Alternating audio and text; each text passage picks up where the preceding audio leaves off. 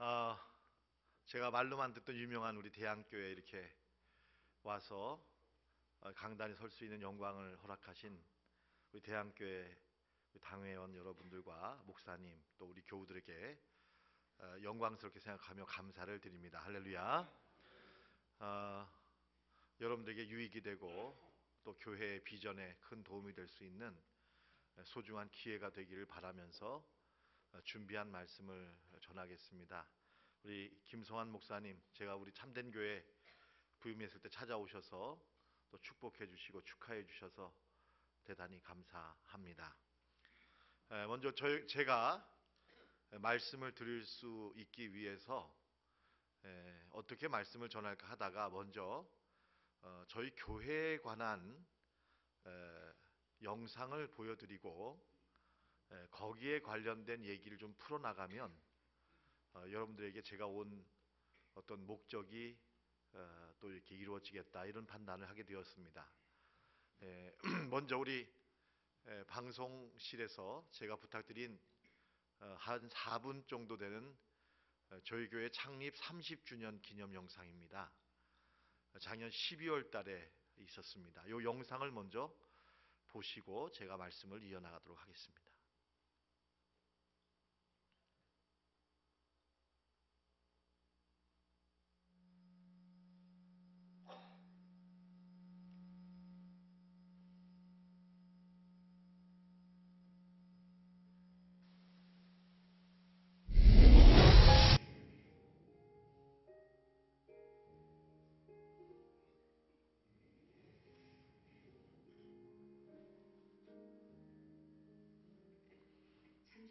분립과 개척, 전도와 섬김의 교회로 이어온 참된교회는 복된 교회의 담임 목사로 섬기시던 박창호 목사님이 1000명의 성도들로 성전했을 무렵 후임 목사님에게 물려주시고 1987년에 송내동의 분립개척으로 설립한 참된교회입니다.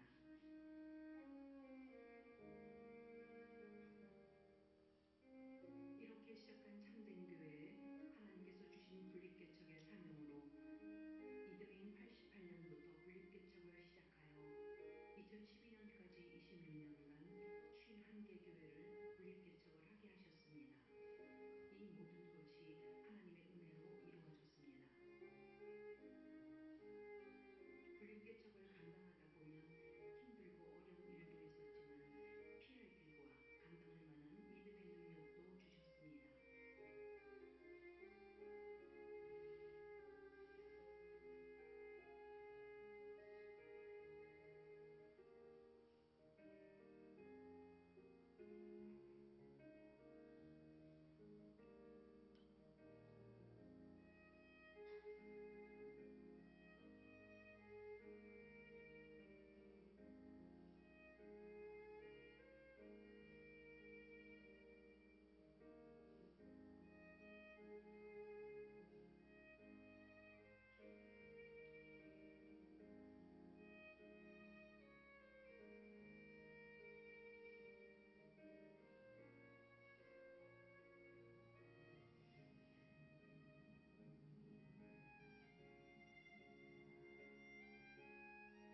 하나님께서는 2013년 2월 2대 목사로 장창진 목사님을 보내주셨습니다. 장창진 목사님을 중심으로 온 성도가 하나가 되어 기도하며 분립개척의 사명을 잘 이어가고 있습니다. 규모를 갖춘 교회 분립을 준비하여 2016년에 만나교회, 2017년에 에덴교회를 분립개척함으로 지금까지 53개 교회를 분립개척하게 하셨습니다.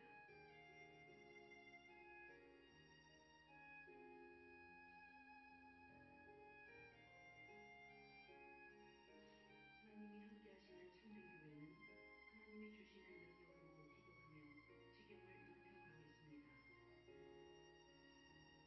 말씀이 살아 역사하는 교회, 기도로 하나님을 체험하는 교회, 복음으로 영혼을 전도하는 교회, 나눔으로 이웃을 섬기는 교회, 하나님의 선교에 쓰임받는 교회, 다음 세대를 준비하는 교회,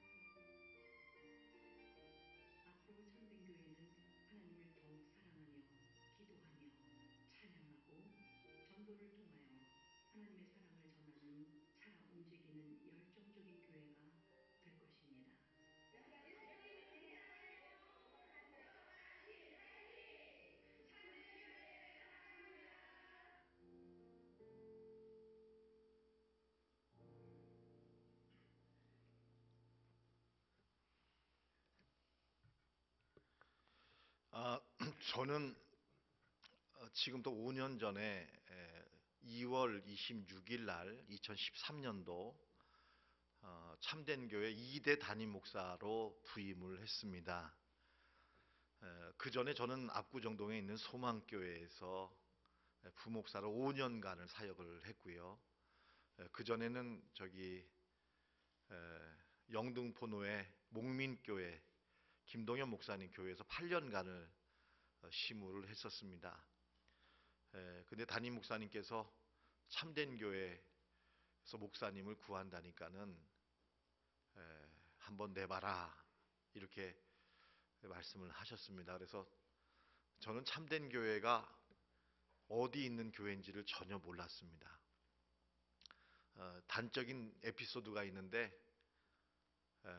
주차장에다가 차를 세워놓고 교회를 못 찾아서 교우에게 물어봤습니다. 교회가 어딨냐고.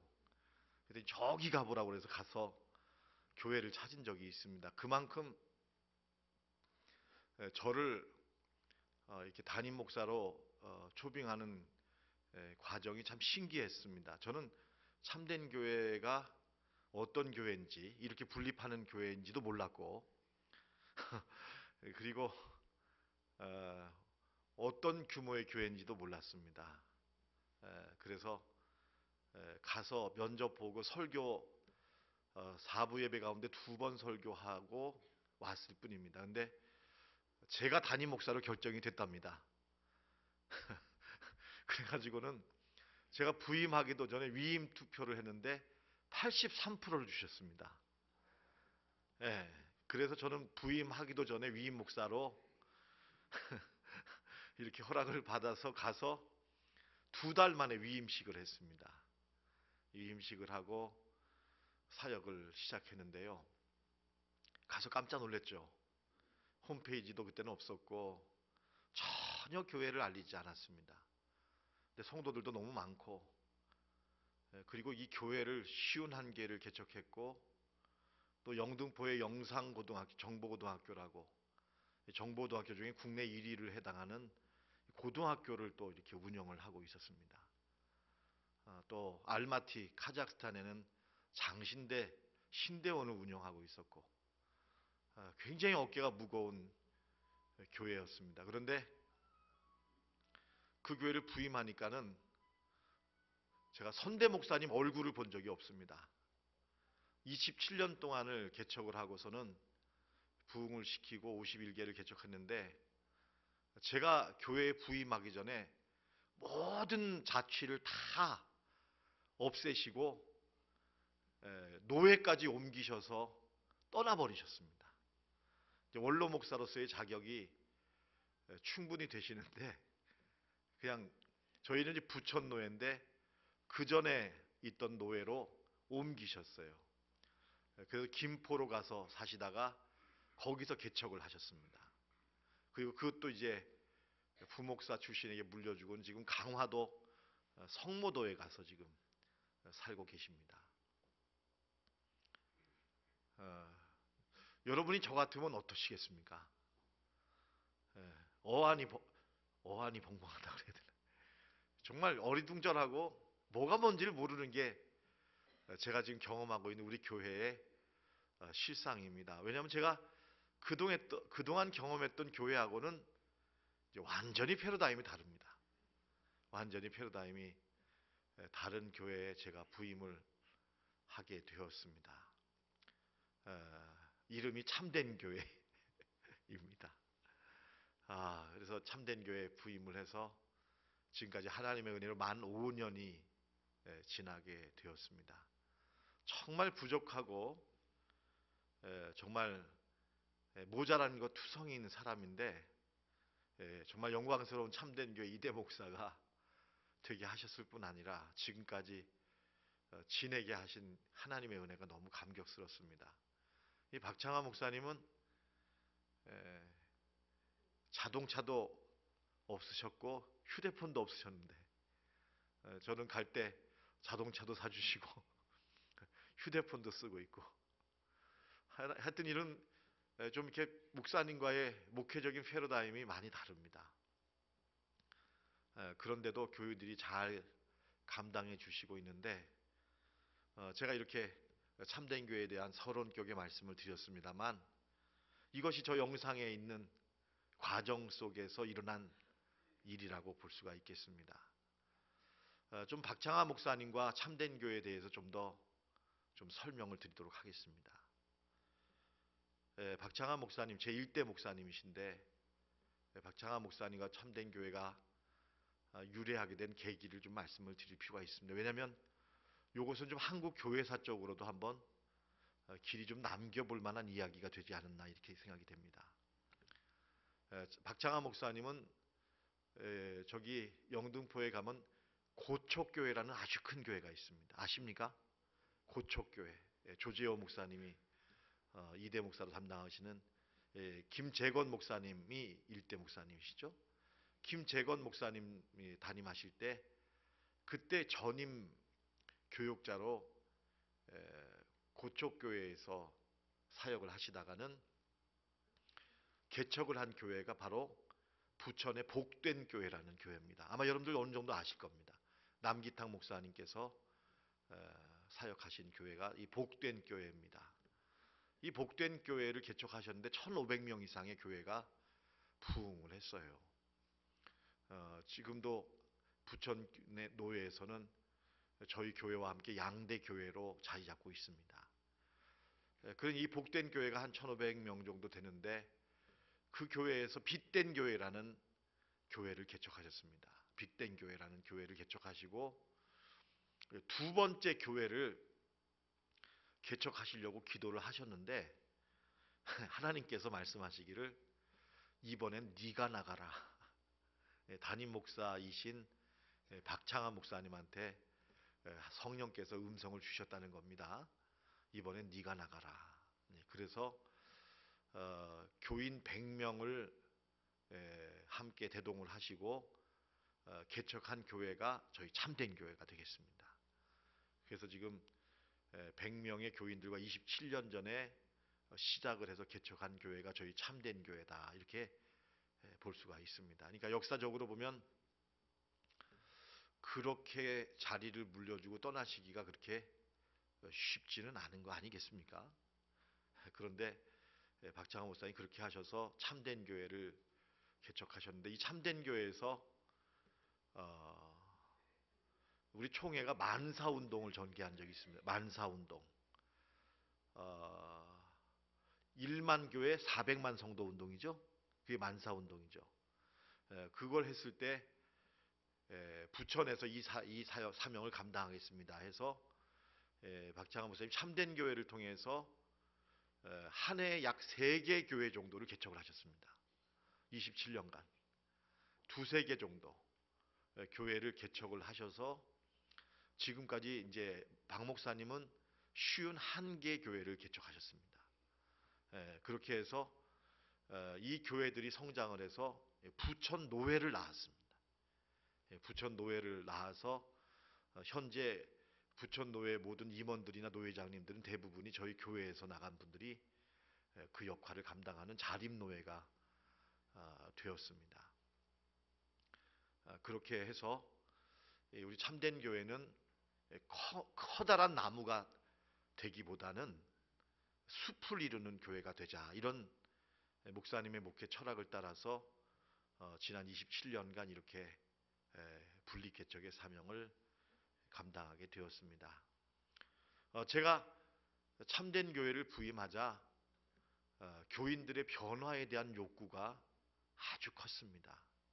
모든 게 다 이 분리개척으로 나아가고 있으니까 여러 가지로 이제 교우들은 많이 고생을 했고 여러 가지로 희생을 많이 하셨고 또 이렇게 보통 교우들이 두세 번씩은 다 분립개척에 가서 수고를 하고 돌아오신 그런 경력이 계셨기 때문에 좀 이제 새로운 욕구에 대한 변화에 대한 욕구가 많으셨습니다.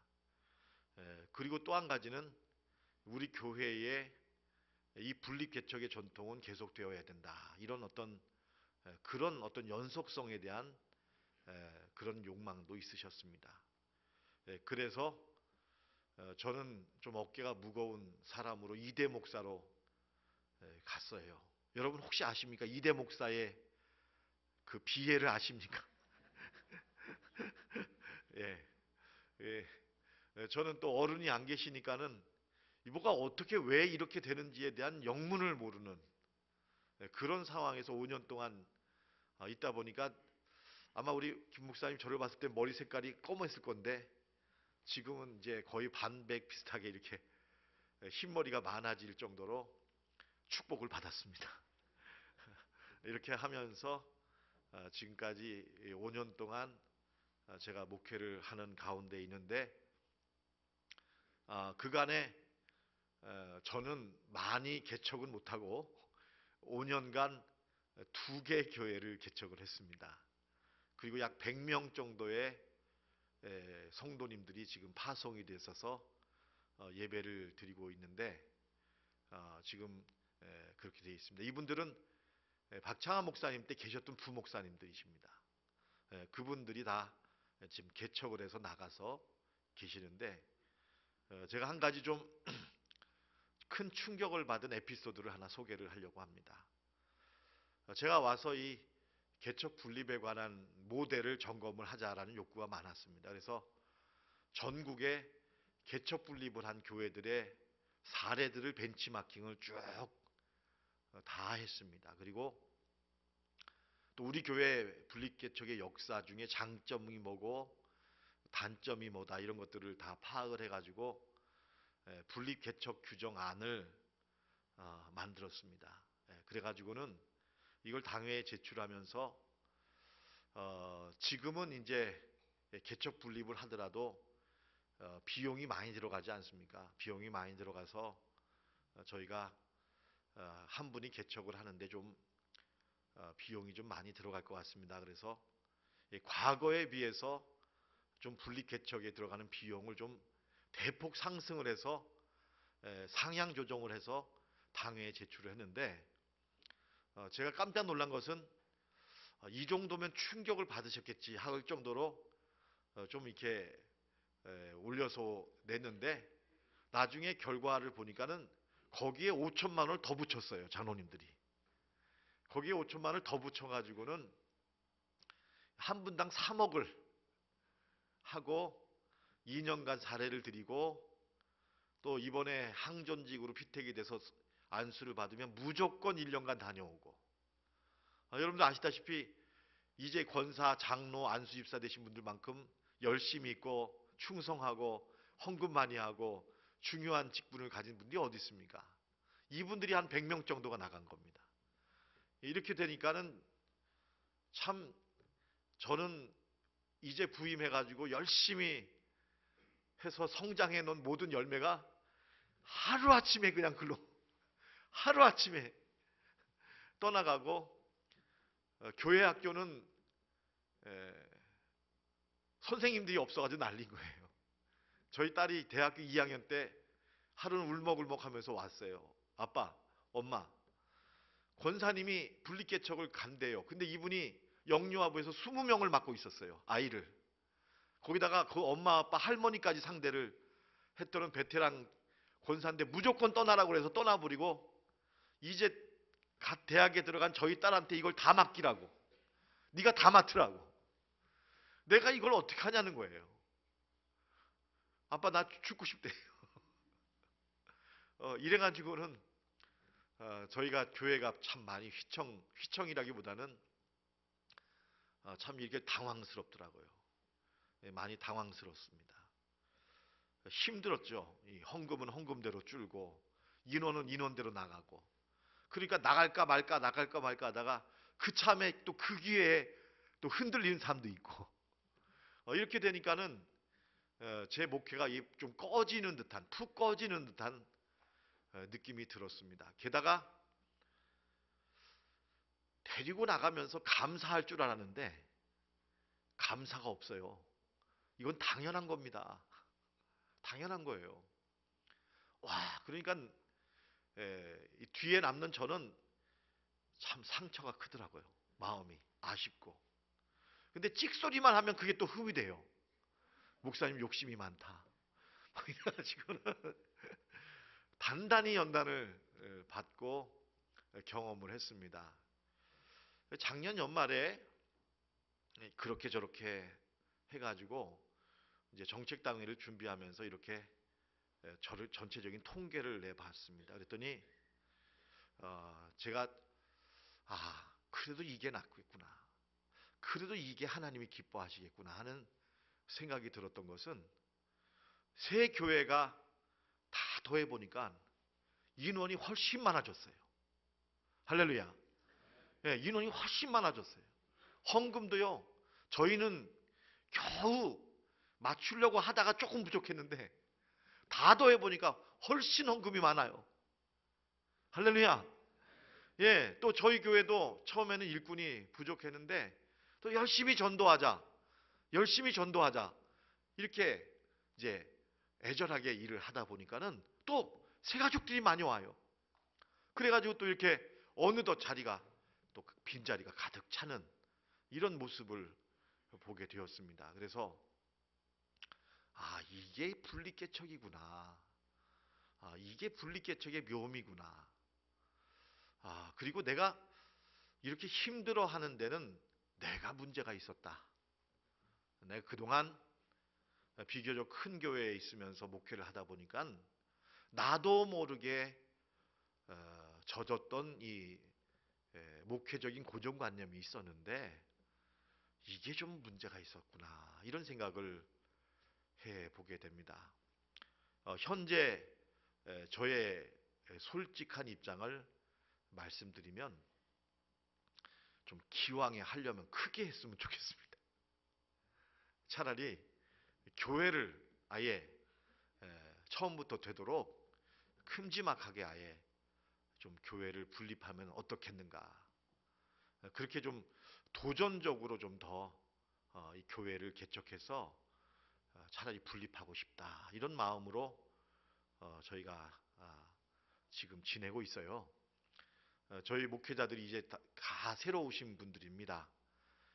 감사한 것은 저희 참된 교회가 이번에 목민교회 담임 목사님을 배출했습니다. 저희는 한 출석이 2,000명 정도가 모이는 교회인데 목민교회는 한 3,000명 정도 모이지 않습니까? 그런데 그 교회 담임 목사로 저희 교회에서 부목사님이 옮겨갔습니다. 할렐루야.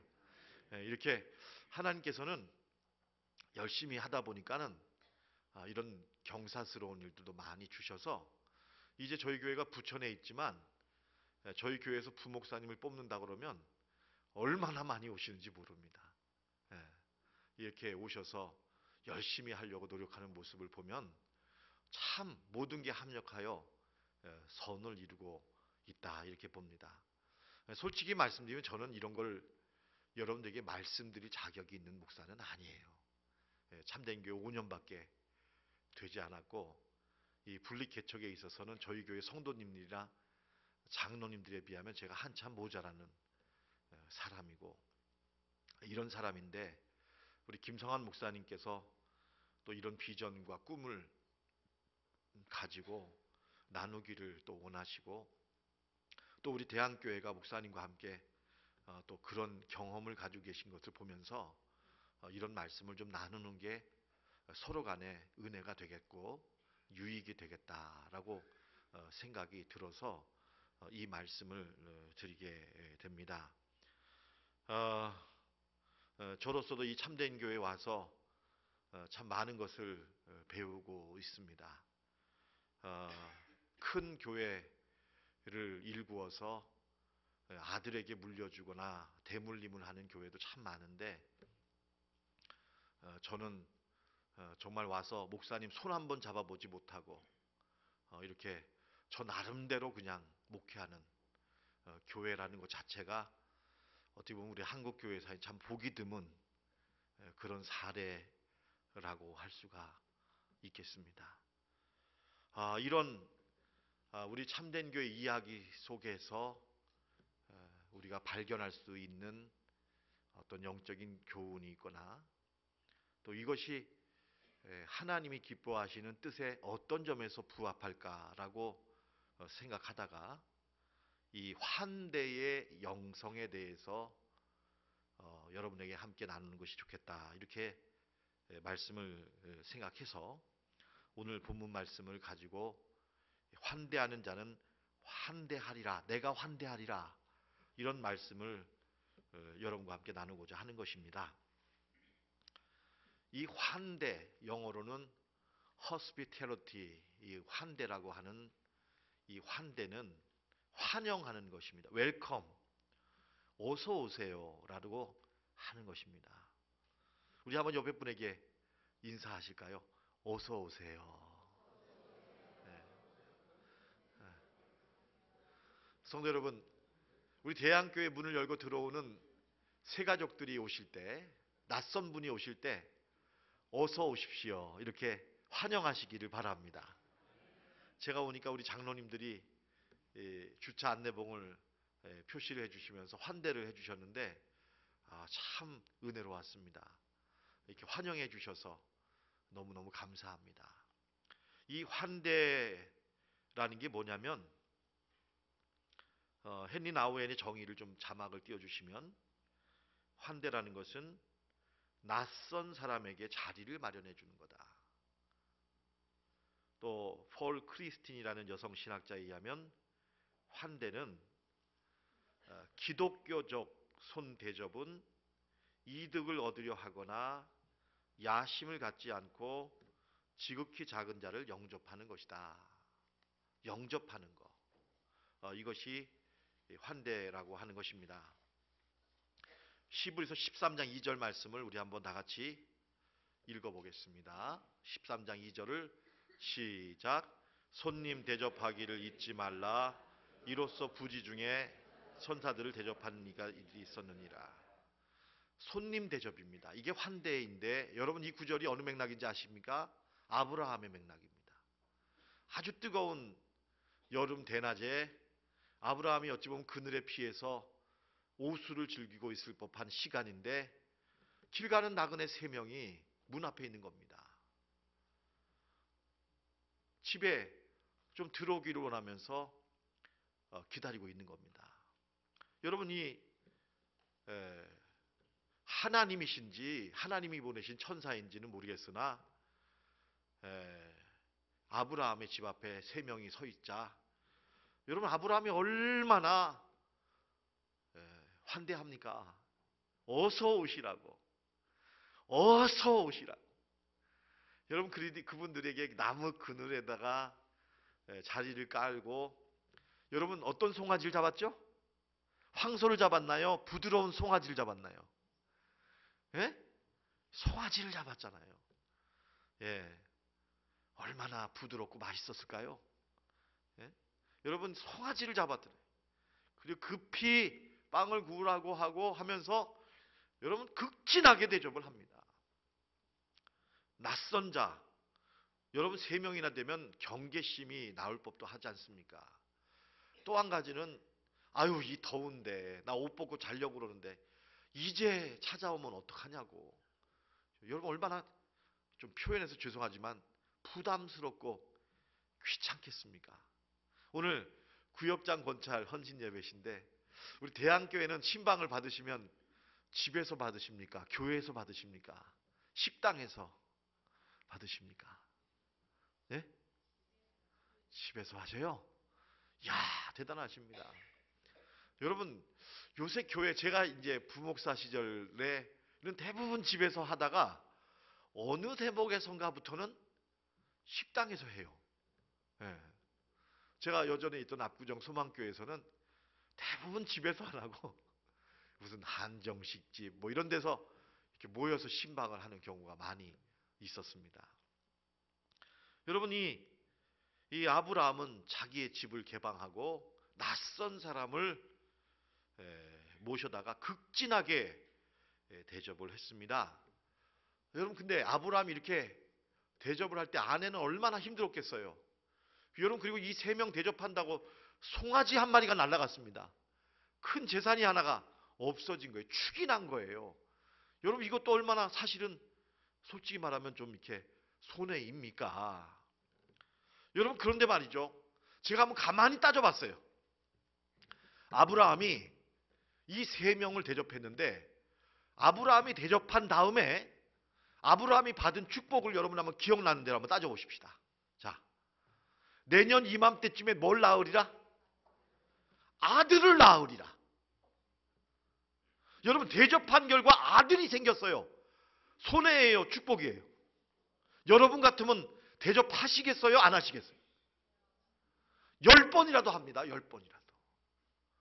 여러분 10번이라도 합니다. 네, 여러분 환대하고 환영하자 하나님이 그냥 대접받지 않았다. 그에게 내년 이맘때 아들을 낳으리라. 여러분 하나님이 아브라함을 연단하셨습니다. 많이 연단하셨습니다. 그리고 최종 시험이 뭡니까? 최종 시험이 아들 낳기 전에 이 사람이 마음이 열린 사람이냐, 열리지 않은 사람이냐, 나만 생각하는 사람이냐, 다른 사람도 생각하는 사람이냐, 나만 잘 되라고 생각하는 사람이냐, 다른 사람도 잘 되라고 대접할 줄 아는 사람이냐, 이걸 시험하셨어요. 그런 다음에 아브라함과 이 사라의 태를 열어서 아들을 낳게 했습니다. 여러분 둘째 축복이 뭐죠? 둘째 축복이 뭡니까? 조카 롯의 가정을 어떻게 했습니까? 구원했습니다. 여러분 떠나려고 하다가 하나님이 안 되겠는가 봐요. 내가 내 친구 아브라함에게 숨길 게 뭐가 있냐. 그러면서 소돔과 고모라를 불로 심판한 거다. 이 하나님의 계획을 알려주었습니다. 여러분 거기에 누가 살고 있어요? 조카 롯이 살고 있습니다. 롯만이 삽니까? 아내 살지요, 딸들 살지요, 사위들 살지요. 여러분 그러자 이 아브라함이 이제부터 기도하기 시작합니다. 의인 50명만 있으면, 45명만 있으면, 마지막에는 몇 명만 있으면 돼요? 예? 5명에선 대답을 안 하신 걸로 알고 있는데 10명까지는 허락을 하신 걸로 알고 있습니다. 이렇게 해서 여러분 결과적으로 이 아브라함의 이 환대로 말미암아 이 롯의 가정이 구원을 받았습니다.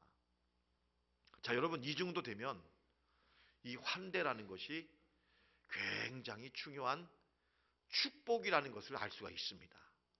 믿습니까? 믿습니까? 여러분 환대에 대한 믿음을 가지십시오. 저는 가끔씩 그럽니다. 목사님들한테도 절대 커피 얻어먹지 마라. 네가 사라. 네가 사라. 어디 가서 얻어먹지 마라. 기회만 되면 네가 사라. 여러분 저는 그렇게 강조합니다. 어디 가서 절대 얻어먹지 마라. 네가 대접해라. 다시 받지 않아도 좋으니까 대접해라. 왜? 환대하라는 것입니다. 대접하는 게 좋다는 것입니다. 여러분 또 한 가지 환대 속에서 우리가 기억해야 될 중요한 영적인 흐름이 있어요. 뭐냐면 성도 여러분, 낯선 이방인을 환대하면 그 이방인이 찾아와서 그 사람 속에 있는 놀라운 비밀을 나누어 준다. 이것입니다. 삼위일체 하나님의 모습으로 나타난 이 나그네가 환대를 받으니까 내가 어떻게 그냥 지나가 하면서 소돔과 고모라에 관한 하나님의 비밀스러운 계획을 나누어 주신 것입니다. 놀라운 비밀을 내려놓고 간다는 거예요. 작년에 종교개혁 500주년이었습니다. 종교개혁 500주년. 여러분들은 어떻게 기념하셨습니까? 종교개혁 500주년을 맞이해서 전 세계가 종교개혁 500주년에 관한 기념 행사와 학술 대회를 했는데 독일에서는 마르틴 루터의 후예인 독일에서는 종교개혁 500주년을 맞이해서 시리아 난민 100만 명을 받아들였습니다. 이슬람교도들입니다. 이슬람교도 100만 명을 받아들였습니다. 종교가 다릅니다. 또 테러의 위험이 있습니다. 성도 여러분, 100만 명이면 거대한 도시입니다. 이 인원이 오면요, 집, 직업, 복지, 혜택, 의료수당, 이 모든 것들이 엄청나게 늘어납니다. 여러분, 그리고 테러의 위험이 있어요. 여러분, 그런데 이 종교국의 500주년에 독일은 다른 것으로 기념한 게 아니라 정말 낯선 이방인 100만 명을 독일의 주민으로, 시민으로 받아들이는 걸 결정했다니. 무슨 말입니까? 성도 여러분, 환대는 종교개혁의 핵심적인 영성이다라는 것입니다. 왜 그러냐 하면 종교개혁의 완성자인 요한 깔뱅이 제네바에서 목회를 했습니다. 제네바에서 깔뱅이 목회를 할 때 제네바의 인구는 10,000명이었습니다. 10,000명. 근데 여러분, 유명하게도 이 프랑스의 개신교도들의 이름을 위그노라고 하지요. 이 프랑스와 1세가 치세에 이 위그노들에게 많은 종교적인 탄압이 있었습니다. 화형을 당하고 박해를 당하는 과정에서 프랑스 개신교들, 위그노들이 많은 난민이 발생했어요. 많은 난민이 발생했는데 이들을 누군가는 받아줘야 되는데 누가 받았느냐? 제네바가 받았습니다. 10,000명의 시민이 살고 있는 제네바가 10,000명의 프랑스 이주민들을, 난민들을 받아들인 거예요. 여러분, 10,000명이 사는 집에 도시에서 10,000명이 오면 어떻게 될까요? 예? 여러분, 집이 나 혼자 쓰던 방이 있는데 여기에 누가 와서 같이 쓰는 거예요. 5명이 살던 집이 10명이 되는 겁니다. 10,000명이 사는 도시가 20,000명이 된 거예요. 여러분, 얼마나 불편합니까? 그러니까 여러분, 소란이 난 거죠. 왜 저들을 끌어들여서 우리가 이렇게 힘들게 살아야 되느냐? 우리도 먹고 살기가 빠듯한데 어떻게 저런 사람들 받아들여서 우리가 감당하라고 저렇게 깔뱅은 저렇게 일을 저지르느냐 하면서 이 난민을 받아들이지 않고 시민권 주지 않고 투표권 주지 않고 배척했습니다. 근데 10년 동안을 깔뱅은 이 10,000명의 난민들을 받아들이자고 설득해서 결국은 이들이 하나가 되는데 성공을 했어요. 여러분, 그 결과 이 제네바에서는 어떤 일이 생겼느냐? 기존 제네바 사람들은 전통적인 농민들, 수공업자들 이런 분들이었고 학식도 그렇게 탁월하지가 않았지만 프랑스에서 건너온 위그노들은 아주 엘리트들입니다. 깨어있는 사람들입니다. 상당히 지식인들이, 창의적인 사람들이, 이분들이 산업을 일으킨 겁니다. 제네바의 수준을 바꿔놓은 겁니다. 그래서 여러분 아시다시피 제네바에서 이 세계에서 가장 좋은 시계가 나오지 않습니까? 그죠? 이 시계를 만들고 아마 지금도 세상에서 아마 가장 부유한 도시가 이 제네바로 이렇게 알려져 있습니다. 여러분, 이것이 우리 장로교 종교개혁의 완성자인 요한 깔뱅의 제네바에서 일어났던 이 환대의 사건이라는 것입니다. 여러분, 낯선 자가 들어오는 것은 당장에는 내가 내 것을 나눠야 하고 또 불편함을 감수해야 하고 어색함, 낯설음, 또 갈등의 요소들로 인해서 정말 힘들게 살 수밖에 없는 삶의 부담이 찾아온다는 것입니다. 그러나 결과적으로 그것은 우리의 삶을 풍성하게 하고 변화시키고 눈을 뜨게 하고 더 풍성한 삶으로 우리를 인도하는데 절대적으로 필요한 그런 축복의 통로가 된다는 것입니다. 여러분, 이 말씀 믿음으로 받아들이시기를 축원합니다. 환대하는 자, 환대하는 자는 이 땅에서도 환대를 받을 것이고 하나님 나라에서도 하나님이 환영할 것이다. 마태복음 25장에 보면 너희 가운데 있는 지극히 작은 자 한 사람에게 한 것이 곧 나에게 한 것이다. 이렇게 주님은 말씀하시면서 지극히 작은 자 한 사람을 환대하는 삶을 살라고 말씀하고 있습니다. 헨리 나우에는 이런 환대를 함에 있어서 우리가 꼭 극복해야 될 영적인 과제가 두 가지가 있다고 말씀하십니다. 첫째는 나만을 생각하고 나만을 살찌우려고 하는 이 자기 보호 본능,